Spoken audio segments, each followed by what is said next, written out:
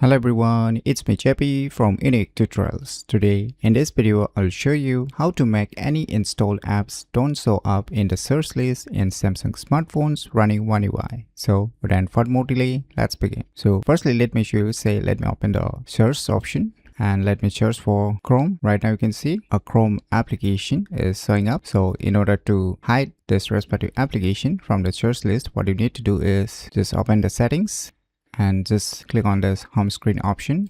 You just scroll down below. I will see here one option, hide apps on home and app screen. Just click on it. Now just search for the respective application which you want to hide from the search list. So in my case it's Chrome. So let me select the Chrome. You can select multiple apps. Once you're done, click on done. Now you can minimize it. Now let me open the search list again. And let me try to search for Chrome. So you can see here the Chrome application is not showing up since I have hidden it. So if you want to show it up again, just move back to the same option which I have shown you earlier. Just click on this hide apps on home and app screens again and just click on this minus button in order to remove it from the hidden list and click on done.